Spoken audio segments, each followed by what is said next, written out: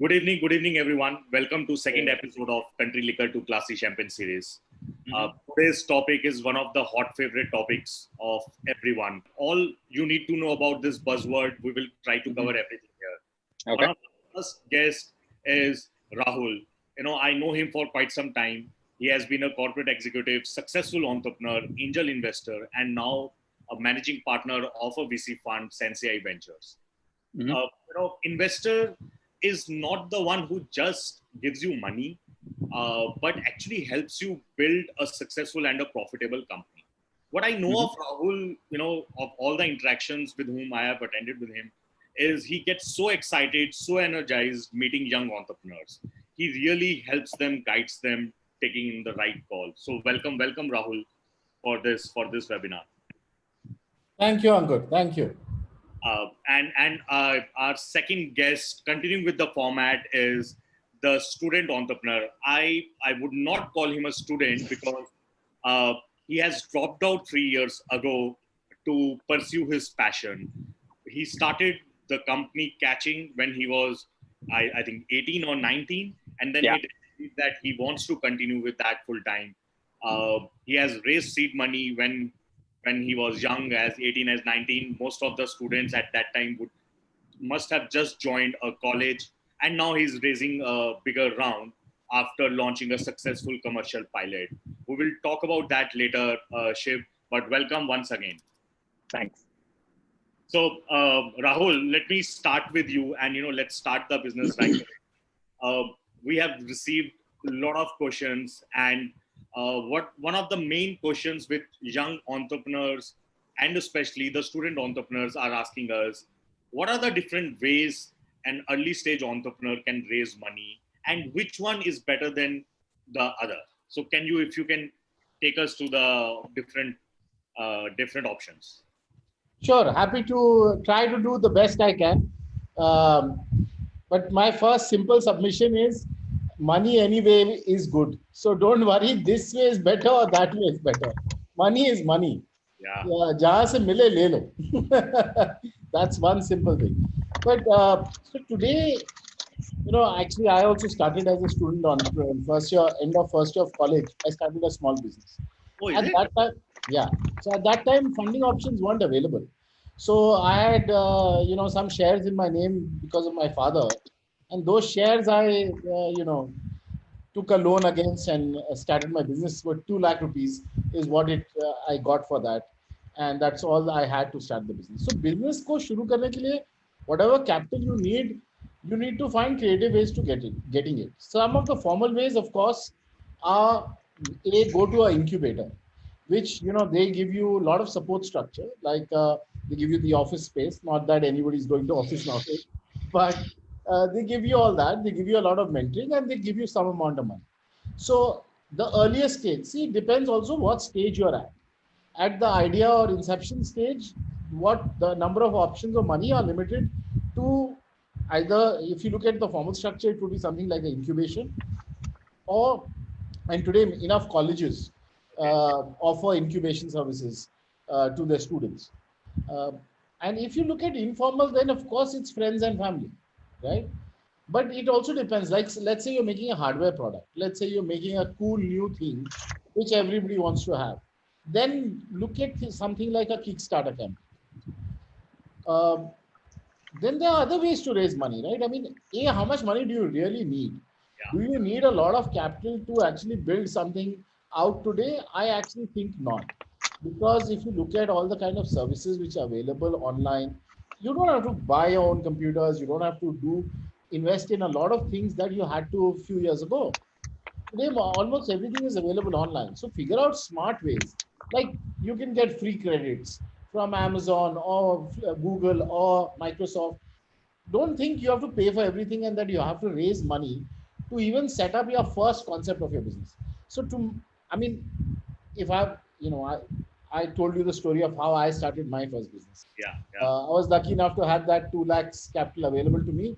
But whichever, today, it's not as difficult. And don't let that be the constraint. Do your business. See, once you get in and start doing your business, then it's much easier to raise money. as an investor, what am I looking for? I'm looking for people who are actually going to do what they're saying they'll do, and they'll do it well. Fundamentally, it's not just about the idea, right? Idea to sabko aati hai. बिल्कुल बिल्कुल. It's about how people execute.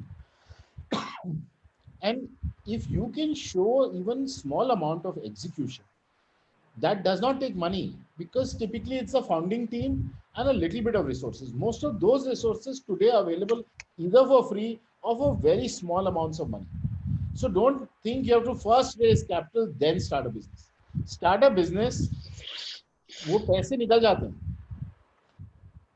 Awesome. ठीक है, ठीक है. I think I'll get back to you on that, because people people believe that, you know, it's better to have capital first at their hand and then go out and scale. So Ankur, yeah, it depends also on what kind of business you're doing. So if I am setting up a manufacturing outfit, of course I need to buy machines and I need a lot more money. But most software businesses or online businesses don't require that amount of capital to start with. Second piece is that if you know formal formats of capital beyond the seed stage, there are angel funds or angel investors. So to my mind, the other piece to do is always look for the right kind of an angel investor. And what do I mean by a right kind of angel investor? So let's say you are starting a business in the a food business. Then what you want to get are people who are passionate about food, who understand the food industry. Or if you're doing something in education, then you want either a university or a school or people who understand that piece to be with you. And anyway, they are relevant because if you approach them not just for money, but you actually approach them to test out your idea, say, I wanted feedback on my idea, and they find it exciting, then that's great, no? Yeah. And usually you end up with two sets of feedback. I mean, very, very simple. If I had to divide the world into two, one is people who know everything and thus say see only the problems with your business, right? They'll tell you कि ये नहीं, अरे उससे इतना easy होता तो कोई भी कर लेता. You know, you'll hear that enough times. The other set of people will get excited because they know the problem you're addressing is a real problem. They have that pain or they've seen that pain, and then they might even get excited enough to invest their own money, or if not their money, their time. So look at what resources you need. Don't Money is just one way to pay for the resources that you need, right? You can get resources for free. You can get things for free. You can get people to help you. So early stage, especially, and I'm here because we're talking about student entrepreneurs, I'm saying don't let money be the constraint. कुछ करना है ना तो करो यार. Yeah, exactly. Let's execute first, and then money will follow automatically. Absolutely. Shiv, let's come to you. You know, Sure. for us and for all the audience, if you can spend a couple of minutes discussing about what is Catching All about. How did you get this idea, and why you dropped out of a college? That's a very big decision which you made. Okay. Okay, cool. I'll give you guys some background really quickly. My name is Shiv. I'm from Chennai. I'm 22 now. I've essentially been running Kaching for about 4 years now, but the current iteration is not what we originally started out with. I was in my first semester of college, and I used to write down every joke that I thought of. I used to write down, every idea that came to me. And then for some strange reason, I thought, wow, why is there no way where I can find all the deals from restaurants and bars in my vicinity, in my area, places I visit? Because traditionally what we as friends used to do when we used to go to buffets or when we used to go out was, I used to go to the manager and sweet talk him and say, hey, you know what? I'll post about you on Instagram. I'll write good reviews about you. We just used to sweet talk them, and then they used to love talking to us, and they'll be like, chalo, okay, you take 20% off, you take 25% off because I like you, right? From the goodness of their heart. And then that's when we thought, hey, if this guy is willing to give us 20% off just because we were nice customers, chances are he's ready to give the same discount to whoever turns up, right? And that's a thought that I've always had. And oddly enough, back then, the only people that were striking it were, a nearby, or back then it was a Groupon India, etc. It was very, very broken. There was no Zomato Gold. There was no Easy Diner, nothing. So it was a very straightforward prop. It was like, hey, what's the easiest way where I can get deals? And that's when I realized, if I can do the sweet talking and get it from one restaurant, I could possibly sweet talk, 100 restaurants and put them all on an app. So it was a direct correlation that way. That's what I ended up doing. I very, very quickly figured out, okay, maybe there is a very large opportunity here. If I get, 100,000 users on my app and we get a few hundred restaurants on board. I can maybe run a few ads on the app. It will cost very little money to run. I was very pragmatic in my approach. I was like, this is a straightforward app. It'll take just a little bit of money to get started. I have quite a bit of a network already through, doing college events, knowing my friends of friends, etc. So it was like, let's put some things together and launch the platform. That's all I did. Just put two and two together and went to my parents and said, hey, I have this idea and I'm going to drop out. There was no two ways about it. It was more of a, hey, I'm letting you know that I'm going to be dropping out. Thanks for being nice folks. The good thing was I didn't cost them any money. I told them, I have money saved up from doing college events, from doing all kinds of stuff. So it's the same thing Rahul was talking about earlier. I was lucky to have that capital from doing some stuff on the side. So I told them, I'm not going to cost you any money. And if anything, the college, forget the college. You don't have to pay for that either. So if this works out, I'm going to be okay. If it doesn't work out, maybe at least I'll come out of it with a network that will give me a job. And that was all. So we launched that. And so we just launched the app. I spent about all of 2016 doing the research. And Jan 1st, 2017, we essentially launched the app. And it went as per plan, right? We got enough stores. We launched it. There were a lot of people on the app. We eventually scaled that to, 100,000 users as planned across a year and a half too. But then ultimately, there was just too much competition in the space, right? There was a Zomato Gold, there was a whoever. And we realized, there's just not that much money in it. But by that time, we had all the connects. We knew people on the industry. We spoke to restaurateurs. We spoke to, people that build apps. We had a team by then. We'd spoken to brands. We'd worked with all kinds of brands. And then we decided to pivot to what we're building now.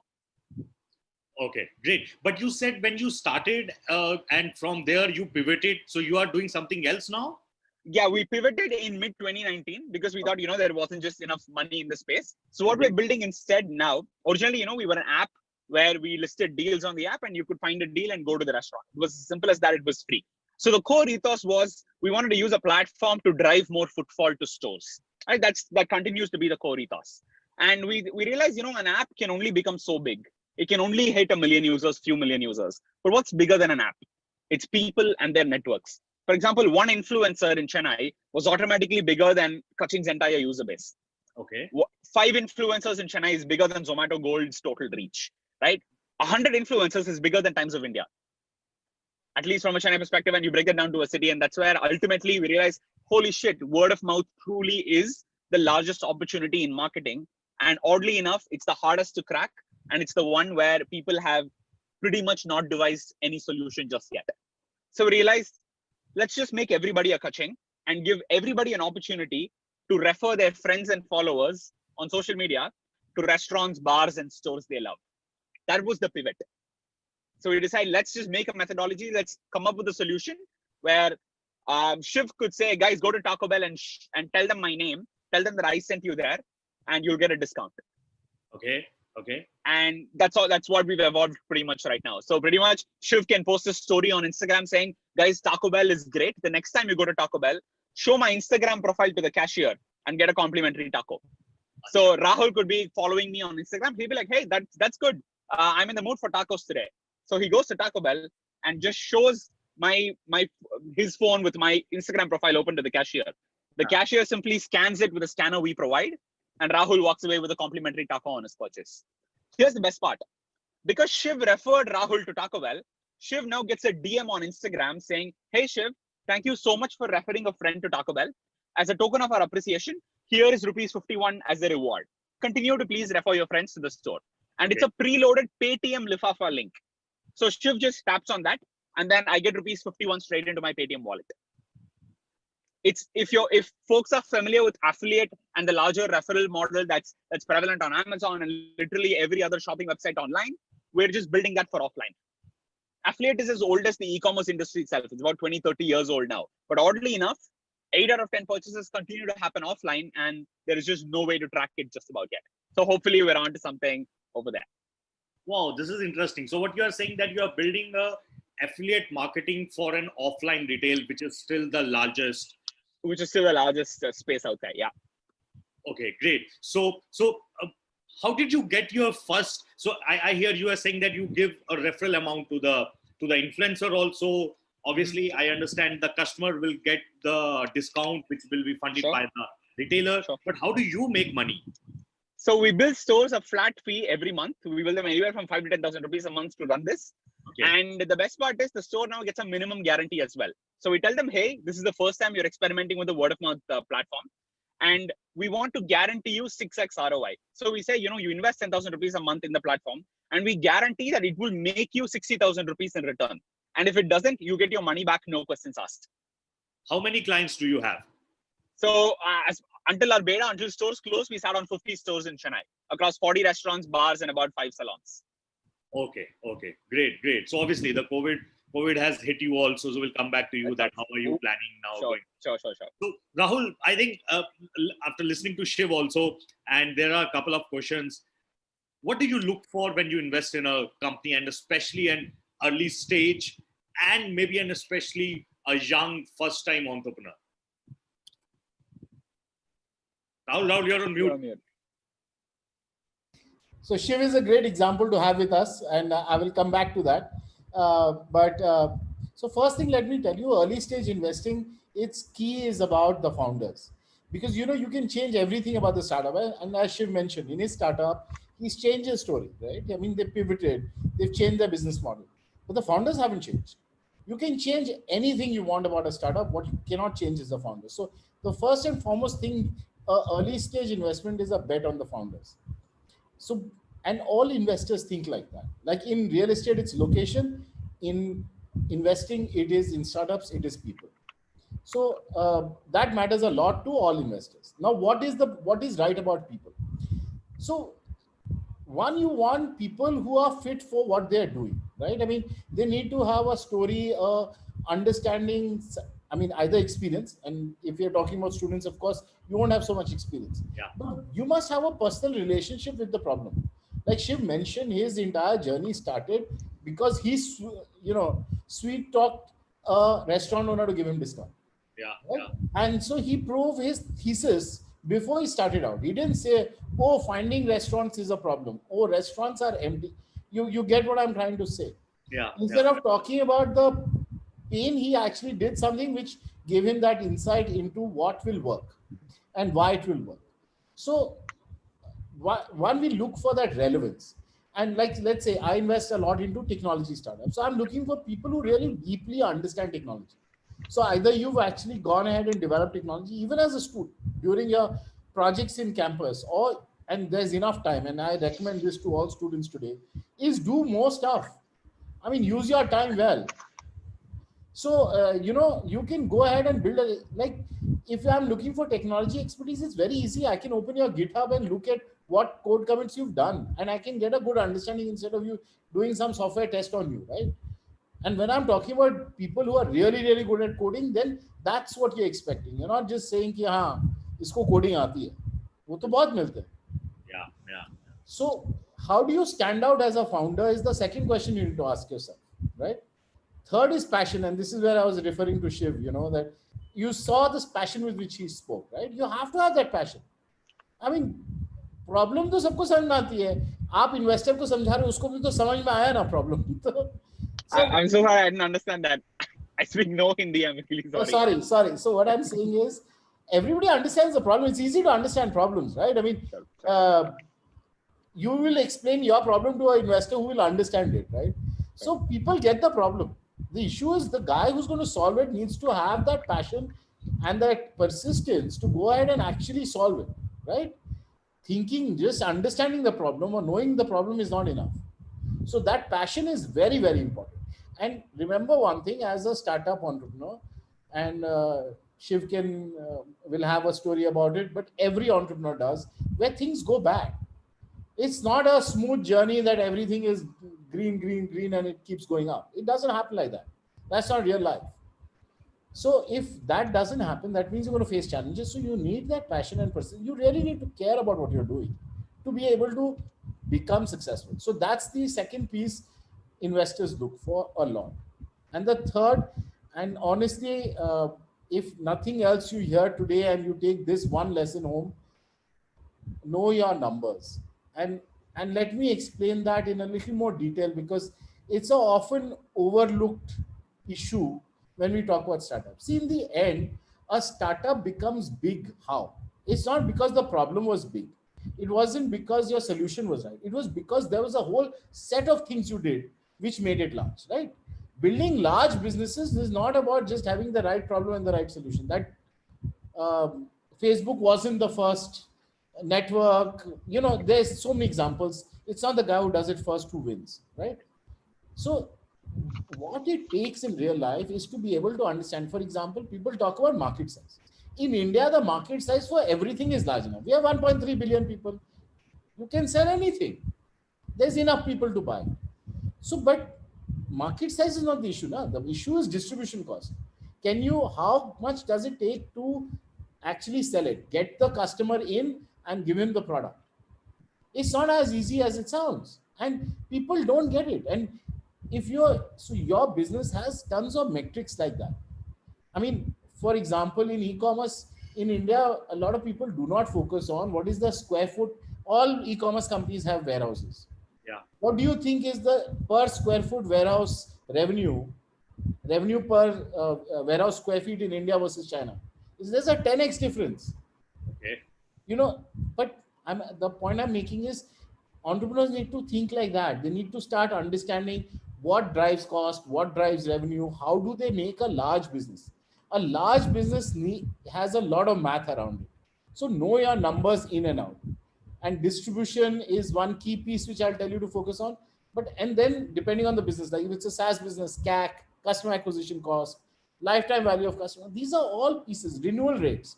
You know the difference between a business that has a 80% renewal rate and a 90% renewal, though both sound great, and a 95, they're massive.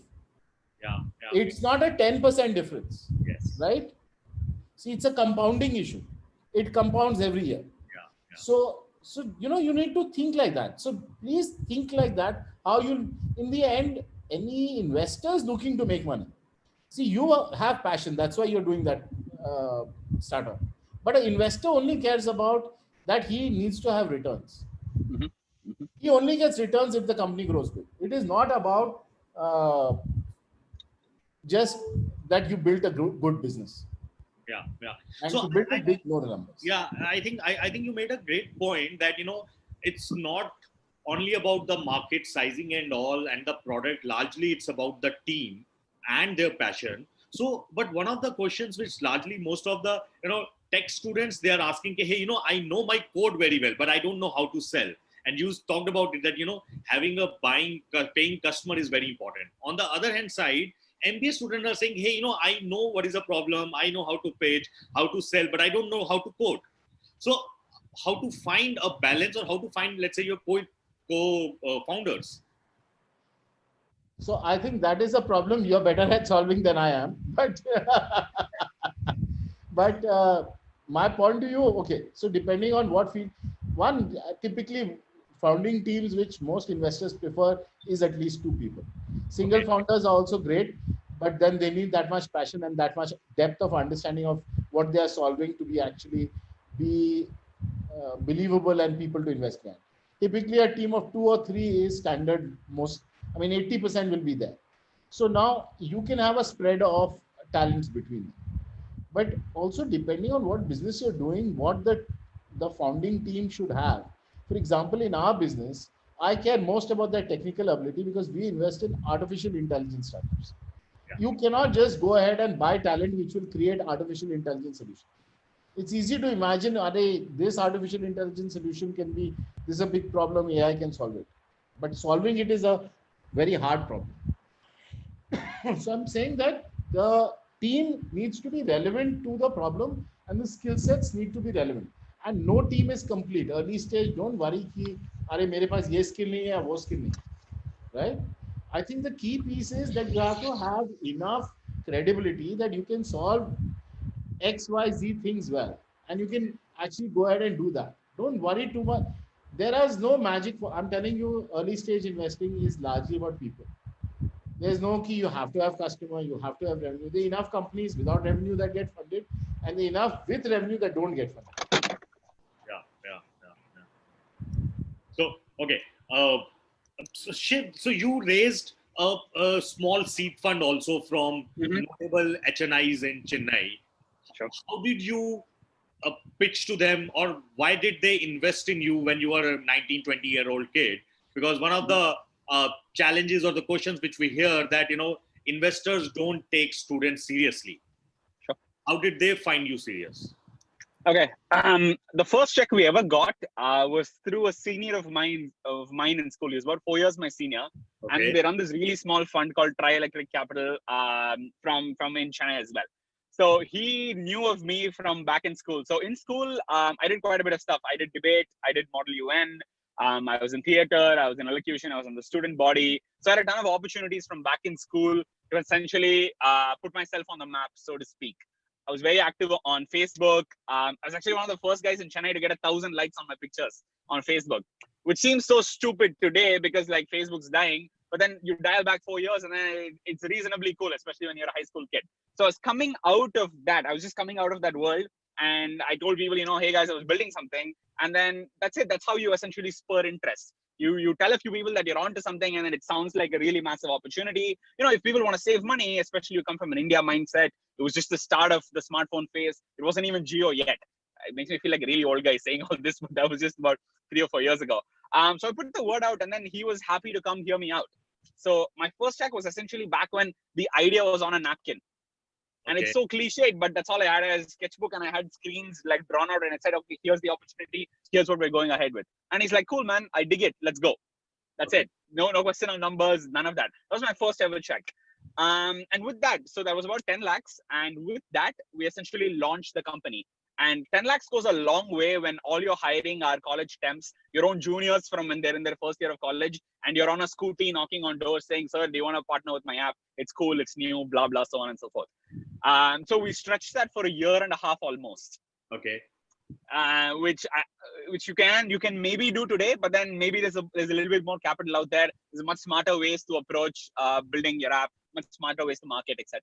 But yeah, that was my first check. It was just a person from my network who genuinely trusted my abilities. But post that, I think we had another tranche of about $15,000 coming in from a micro VC in the US that he was connected with. And that essentially came because we had quite a bit of traction moving in. The app was very popular in Chennai. We had a lot of people on it, a lot of good reputable brands. At the end of the day, if you have a McDonald's listed on the app, it seems like a big deal, but it's ultimately just emailing the marketing head and saying, hey, we have an app, we'd love you to partner. Okay. There's very few people that know that secret, but then if you really boil it down, the big brands would partner with you if you have something of value. That's what we did, and then gave us quite a bit of credibility, and folks were ready to reinvest in us on that round. That was in about 2017. This was through a lot of pivots, right? I'm jumping a lot of parts of the story through that. The most latest tranche came in mid 2019.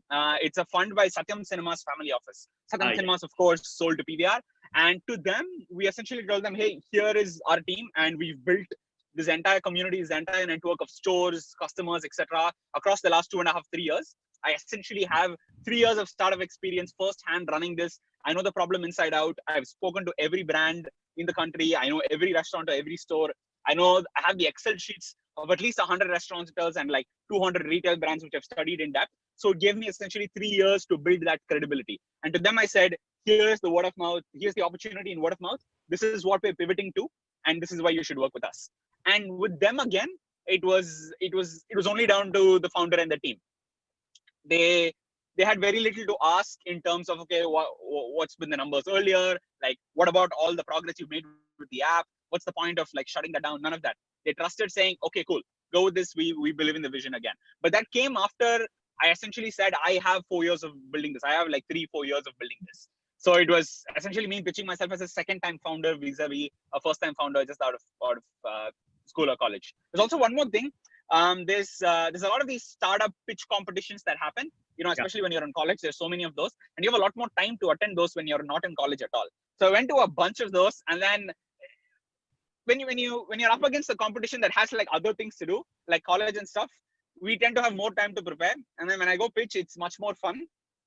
So we tend to walk away with a few of those prizes. It's genuinely fun to participate. And of course, the rest of them, they're all my peers. They're all very smart people. But then you have a leg up. You have an advantage. Exactly. And then I won one of those EO Entrepreneur Organization has this thing called the Global Student Entrepreneur Awards. Yeah. I was a recipient of that in 2018.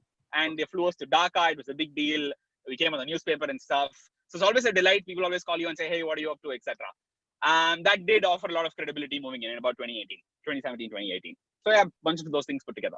Yeah, so great. So it's basically not only, friends and families. Obviously, you got first check from a friend who trusted you, Sure. but later on you built on the business, and basis your business and a passion, you got a series of check. I think this is what Rahul was also mentioning about that, the early stage, you have nothing else than to talk about the passionate entrepreneur. But Rahul, I think uh, it's easier uh, said than done, but largely there is a structure, there's a format. You ask people to send them a pitch deck. We ask them, you send them a 2-minute elevator pitch. So do you need all those things also? But what should students or early stage entrepreneurs keep in mind while sending you or any investor pitch decks, when most of the things are still not very clear? Okay. See, the pitch deck is just a way for us to know your story. In the end, we are buying a story and a person. We investing behind a story and a person. That's it. I mean, early stage में और है क्या? आप एक story बोल रहे हो. If I believe that story, I like that story, I invest behind it. So the pitch deck is your first way to say the story, and which is why I say that don't just look at these. So you'll find templates online, which is a pitch deck template, and most of that is relevant. But the point I'm making is take the numbers piece. Like the market size. So everybody will talk about market size. To my mind, especially in India, and if you're looking at Indian problems, talk about how you reach that market, how you will distribute well, how you will grow. I mean, focus on those pieces and write the story well. See, Shiv basically explained his story, right? I mean, I've done this 3 years, I've done this, da da da da. I know I know this, I know this, I know this, and thus after going through all of this experience, this is what we believe. Word of mouth will work because of this, right? That story has to be very explainable. Just because a problem looks large, for example, and I'm going to use a typical example which every student will understand. A lot of students start edtech businesses because they understand the edtech problem, right? Because they're in college, they are, so job related, skilling related, all that stuff. And my point to you, so good. I think that's actually a good thing because that's something you understand, so you can talk about. But the point I'm making is that historically, edtech has been a very bad business from an investor point of view, right? Mostly investors have stayed away from it, especially higher education, more so. School में फिर भी school students के लिए, and once Byju happened, a little more interest happened. But still, compared to e-commerce or SaaS or any of the other sectors, edtech has not been is a laggard, right? Yeah, yeah. So you need to understand that. You need to understand who you're talking to. You're talking to an investor. You need to understand his mindset, and do that research. Understand who you're speaking to when you're asking for that money, right? What am I investing in the sector? I mean, if somebody comes and pitches a hardware product, maybe the world's best hardware product, but I don't understand it. How will I invest behind it? So one, tailor your story to the investor you're sending it to and write that story well and focus on issues that really matter. Like everybody will tell you about market size, but I'm saying figure out what is more important. And that is, I talked about taking it to market and distribution as one key issue, but that's just an example for that industry. I mean, for certain businesses, for other businesses, it'll be something else, right? Yeah. So, like if you're doing biomedical research, obviously that's not the issue you want to focus on. You want to talk about something else. So, figure out in your business what is critical and write that piece well to the investor in a manner and write to the right guy. Right?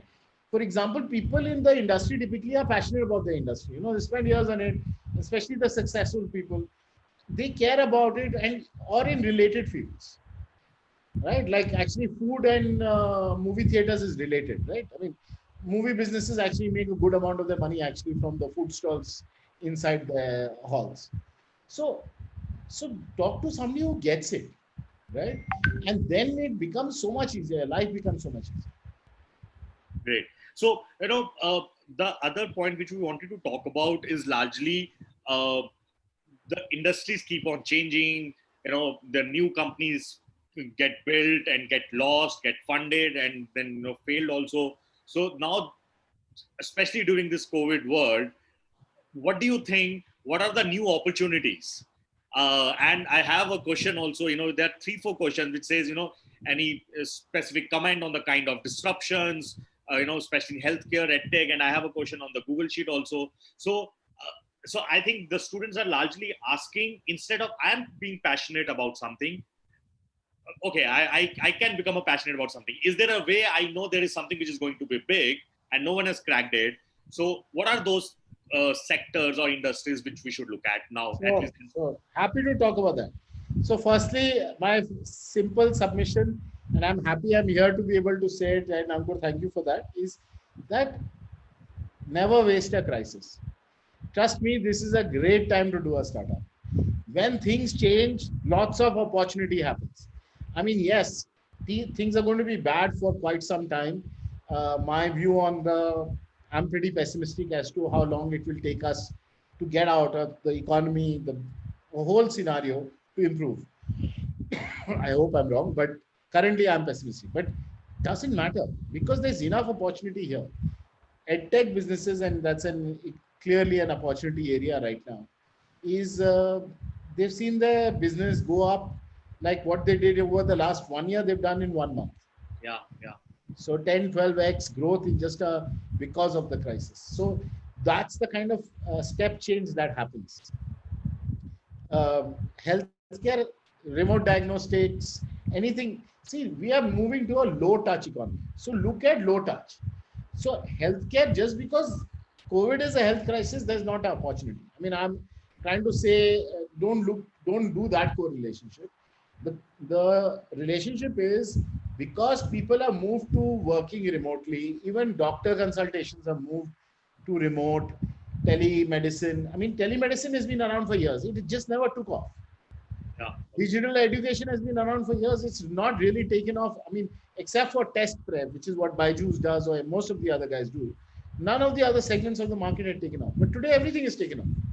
And also remember that things change forever sometimes. See, when I don't change, if it ain't broke, don't change it, right? That's something we all know. So till now, it wasn't broke. Oh, the doctor was happy working the way, the teacher was happy. For over 100 years, wahi blackboard, wahi chalk, that's how education has been. And there was no need to innovate from their perspective. But today there is. And once they shift, then the shift is permanent because they discover that doing it digitally saves them time. They can deliver better content, or for doctors, they are far more efficient. See, the only limitation for a doctor as to how many patients he can treat is the amount of time it takes. So as it moves digital, his efficiency goes up by many factors. And so this is happening across. So yeah, I think medical is one space which is very interesting from that perspective. Education is another. But look at any business, honestly. See, I'm very excited running an AI fund today because as businesses become more digital, there'll be more and more opportunities. They have to adopt SaaS tools. SaaS is a massive opportunity. I mean, every business will have software. Today, and every software will have AI inside. I mean, much like internet has affected every industry, there is nothing which tea is still made using British, machines put up by the Brits. Pre-independence machines. Those are still, it's manufactured that way, but it's not sold the same way, right? Internet has changed it. So an industry like tea has also changed because of, and other industries have completely changed. So the point I'm making is that as businesses accelerate the journey to become more digital, you'll have a lot more tools that they will consume. They have to consume those tools. So look at that journey and see which part of that journey you understand. I mean, HR, marketing, you take any enterprise function. In each of those, there is opportunities. And at each scale, right, enterprise, small and medium, it's there across the board. Sure. So Shiv, coming back to you, after speaking to you also a couple of times, I've realized 2 questions basically. You also have pivoted during this 2-3 months, and in fact, you have in your new business model, you have again got a few customers. That's one thing. So share something about that. And how's been your funding? Because I understand you are raising a new series of fund also again. So how has it affected your funding plan? Okay, cool. Okay, cool. So like I was telling you guys, we're building essentially a word of mouth network. Yeah. We were traditionally positioning it as one that will benefit offline stores. Primarily because, offline stores have nothing to do with word of mouth at all. Whereas online stores and online brands were word of mouth from day one. They had affiliate baked in, they had referral codes baked in. It was very, very online native. So we felt, offline, the opportunity is right there. But obviously COVID struck and then we had to rethink everything that we knew about the industry. So we ultimately realized, in like a week, we realized that, okay, there's something that we have to do. We have all this network, we have all these micro influencers, large influencers on the platform that are, that have been working with us, who go to restaurants, refer their followers to restaurants. And we thought, okay, what's an online business that we can steer these folks to instead? So what we did was we just made a list of saying, okay, these are all the companies that, want to break into India.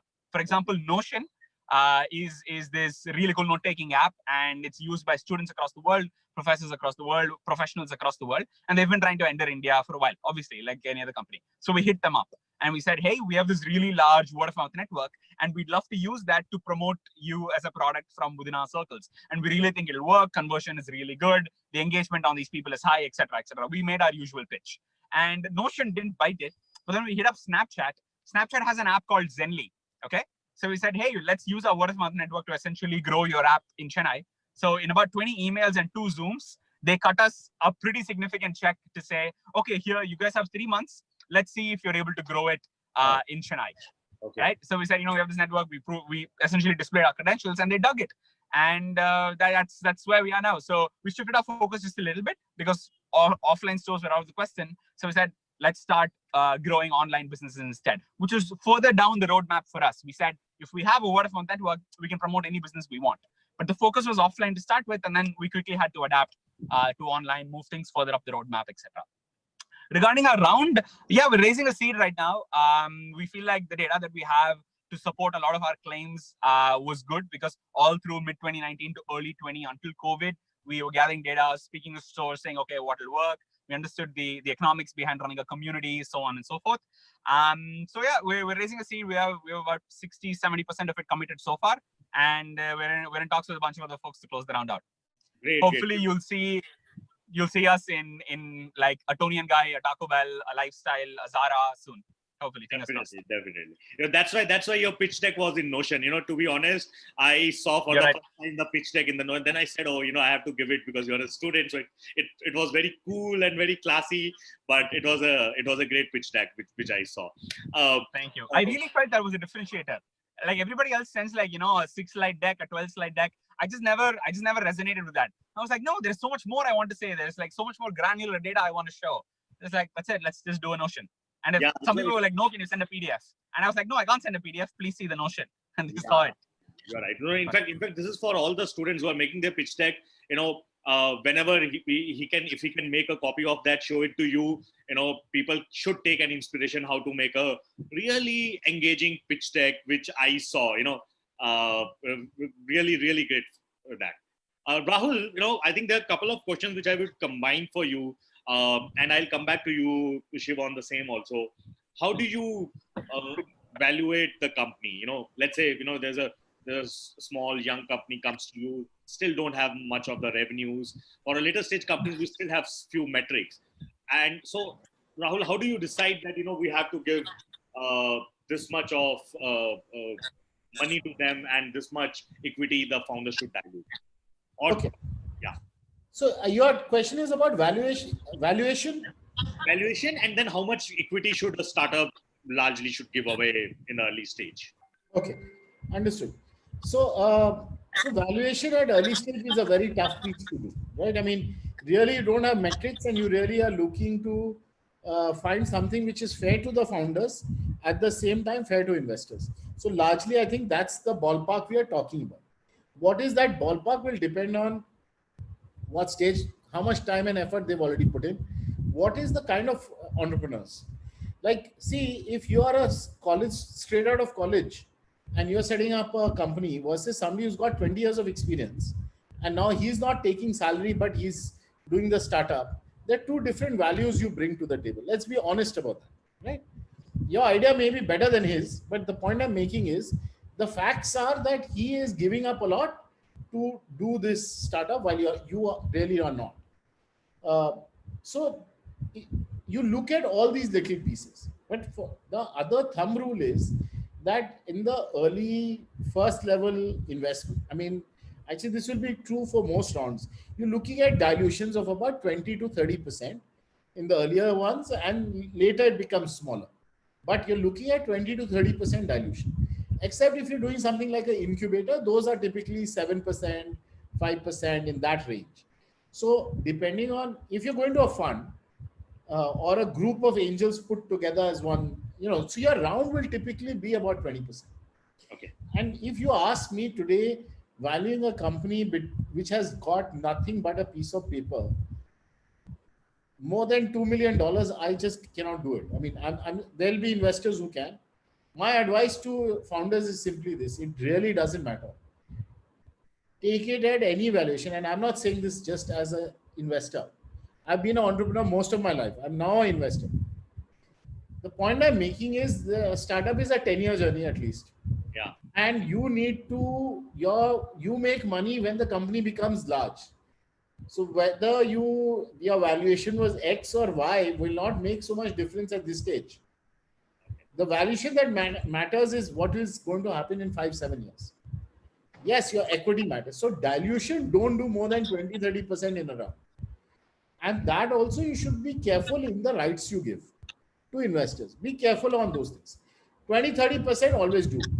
The thing I'll warn you against is please do not work with the investor or put yourself in a situation where you've given more than half the company. Early stage. It's a really bad thing to do. No matter how desperate you are for money and how great that guy is. And he says, no, I will have 51%. That guy's not an investor. Okay. So Shiv, you dealt with so many different types of investors during your rounds. So did you get in any tussle with any of those angel investors about the amount, about the valuation, dilution? Cool. I actually tend to agree with Rahul here. There has to be a warning here that I'm a solo founder, so I tend to have a lot more of the company compared to folks that have 2-3 founders. And I have strong opinions on why solo founders are better, blah blah, so on and so forth. So I'm much more comfortable with a round that favors investors. If they want 4-5 additional % in a round, I'm happy to do that. If folks bring in more value to the table and they want additional advisory equity, which a couple of folks in the round I'm offering, I'm open to doing that. Right? Because there is, like Rahul was saying, there's no point haggling over those 3-4% now. If I truly am in this for a 5, 7 year, 10-year game, and then I truly see the opportunity scaling this to 50 countries, 100 countries, there is no point haggling over those 2-3%. In fact, if I had to work with a co-founder and I had to, give away 30, 40, 50%, I'd much rather keep that with me, have a larger ESOP pool, and give an additional 1-2% with folks that bring in so much more value, right, all across the board. So in that fashion, I've never had a tussle so far. Touch wood. And to be really fair, I've only spoken to about 12 people now about the round in total. So it's just folks that came in through somebody else, folks that I very specifically hit up saying, hey, I think you personally would resonate with this, and they tend to dig that. So maybe click-through rates are higher there, conversion tends to be higher there, and that's it. So instead of just blindly asking like 100 people for money, which again I have done back when I just started out, this is random cold emailing. That's a separate topic altogether. Okay. So I think, but the point which you just made, I think there are a couple of questions on that also. As an entrepreneur, how do you find investors? You can't find them. There are tons of them, but you can't find them. Even if you find them, they will not respond to your mails, your LinkedIn requests. They won't. Don't. I genuinely say this from the bottom of my heart. I'm a solo founder. I don't have as many connects as folks that start out today do. I think a lot more kids are much smarter, brighter. They've done internships. They know the people inside out. I came right out of high school. I did my cold emailing. It was embarrassing. If I look back through my personal email, go through sent from 4 years ago, they are embarrassing emails. Okay. And I would even right now today, I think I know quite a few people on the inside right now, and I continue to advocate not cold emailing anybody. It's a waste of time. nobody will ever invest like you email somebody halfway across the world, they're never going to invest in they're never going to invest in you. No matter how good the pitch is, how good the deck is. I genuinely think my email is good. I genuinely think my pitch is good. But nobody's going to cut me a check, right? They have no idea who you are. They have no background on you. Like, you didn't come out of Stanford. You're not ex-Google. Even if you were any of those things, people won't cut you a random check. And if you're just coming out of school, if you're just drop out, if you're just coming out of college, that's never going to happen. Don't waste your time. You'd much rather raise very little money, borrow your parents, borrow a co-founder, a friend, try to do odd gigs. Like, I did so many odd gigs to get my initial capital. Do all of those things and do the MVP. Do the MVP, test, iterate, go after that again. Don't hit anybody up. It's a waste of time. Whereas if you can prove it with 1 customer, 5 customers, 20 customers, that's enough. Because if they're good enough to be a customer, they're very likely to have a business themselves, and they're very likely to be connected on the inside. If you can impress them, they'll happily make the intros you want. But if you try to bypass them and go directly, it's never going to work out. So don't waste your time. I know, because I wasted my time. Okay. So Rahul, so do you invest only in the companies whom you have been introduced through a reference, or you have a different rule? No, so I agree with him. Largely warm introductions work. See, the point I'm making is as a entrepreneur, you're expected to be a hustler. Yeah. Let's say you want me to invest. For you to figure out somebody, like now, Shiv knows me, right? For a student to know Shiv might be easier because he was in, the years apart in college is going to be less. So all that, the world is, you have 6 degrees of separation, fundamentally. Sure. So and then the worst ones are actually on LinkedIn. I have these random requests which have no explanation. I mean, I definitely don't know you. Now, I don't even know why you've, asked me for a connection request. There's no even message body which I can read, right? Now, I'm actually saying that I will look at company, if you write me the right thing on LinkedIn in the connection request, where you've taken the pain to understand what I invest behind. Like, don't ask me again, if it doesn't have AI, I mean, why are you approaching me? Really? So if you've done that effort and you write that, there's a chance I'll respond to you. And of course, it will take longer than if you come through the right route, which is a warm introduction through my network. So I can understand your background. That makes a difference. So cold emailing, I would agree, is not a good policy at all to approach investors, but LinkedIn might be. But LinkedIn also, you need to build credibility. When I go to your page, it needs to have stuff which makes me get excited. Hey, this, looks interesting, right? You just have a simple profile which has nothing on it, and you send me a simple connection. It's not going to happen. That's not how it happens. Okay. So now I think the last few questions. Why are today's, or maybe we only find investors who are largely interested in tech-based startups? Why are not large or many investors who are looking at traditional businesses? Why so? So it's nothing else to do, but it's a question of certain businesses are designed for venture capital. See, venture capital is high risk capital. Here we are not saying that this startup will succeed. 9 out of 10 startups fail, right? So a venture investor has to make outsized returns on the investments that do work out, right? If that has to happen, then those businesses have to become very large. So scaling, tech is a necessity to build large businesses. You cannot scale. Physical businesses take much longer to scale. It's not that they can't be scaled, but they're much harder, longer cycles to scale them. So you want businesses which can scale fast. That's the only thing that fits the venture capital model.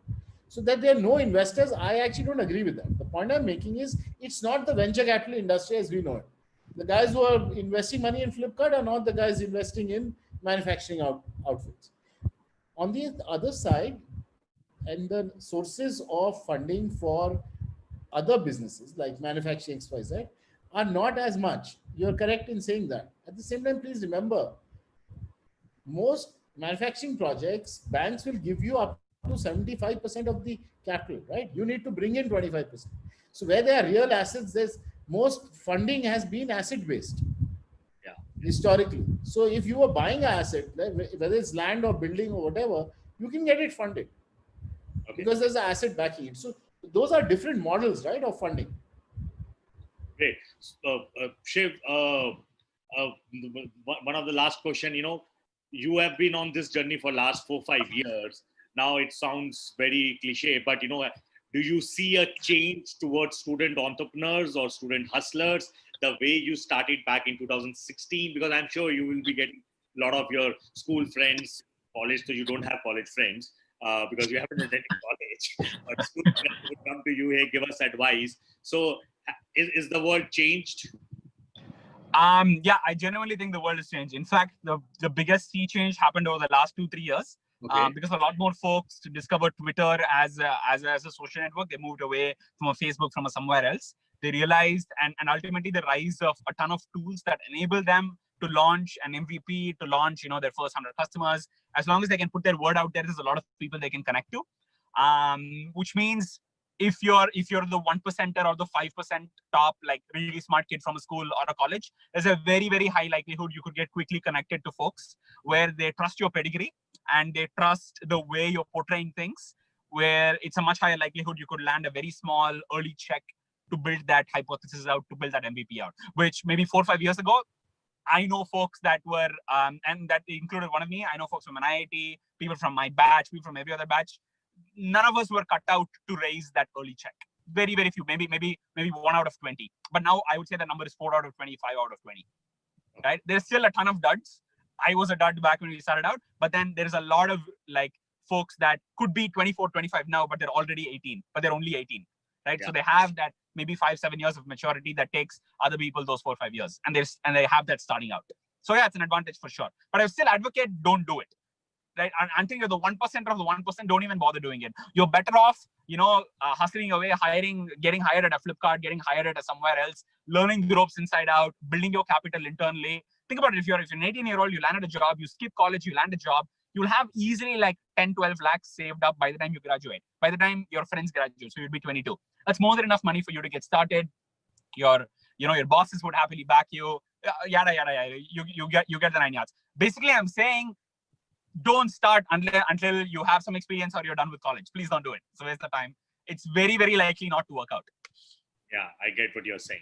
So Rahul, one last question. Sorry, just responding to what Shiv said. So I didn't drop out of college. Just while I started my business in Calcutta, we have something called morning college. So you can do college from 6. Oh, that's the best idea. I agree. We have that too. That's awesome. Yeah, it is. So that's what I did. Sure. Rahul, as professionally as VC, will you invest in student entrepreneurs, or do you categorize whether he's a student entrepreneur, or there's no word like a student entrepreneur in your vocabulary? So, Ankur, to some extent, it makes a difference, right? I mean, experience makes a difference, right? And see, for example, for me, especially in technology, scale matters. It's not just about problem solving, but actually scaling. In India, we had a lot of tech skills, but we didn't have scaling skills. Now that has changed. The Flipkarts of the world have become large, and take our telecom networks, they're the largest in the world, right? I mean, so we now deal with tons of traffic, and people know how to scale. So that experience is the world I look at matters. At the same time, I am happy to look at student entrepreneurs, especially if he has depth of IP. If during college years you've gone at, I mean, I'm here talking about my firstly SenseAI and my fund and what we look at. I'd be happy to look at student entrepreneurs who have built some IP or have done some deep research in AI and thus are confident this is something new or great to do with. But on a more general note, I would say that actually overall the VC industry prefers younger entrepreneurs to older entrepreneurs. The chances of me getting funded today are very, very low. Thankfully, I run a fund, but I'm telling you, if I went out into the market to raise money for a venture I'm starting, it would be much harder. I mean, though I have a pretty good network, I mean, the point I'm making is people don't want to see 40-year-old entrepreneurs anymore. So in fact, there's a bias in most VCs for younger, fresher talent. People who look at the world with fresh eyes and have the energy level. So So I great. don't think So that what- that world has changed. you are young, you have an idea, you are passionate. So reach out to LinkedIn, reach out to Rahul on LinkedIn, but with a small note. Don't just send a LinkedIn request. Chances are he will look at your deck. Great. So thanks.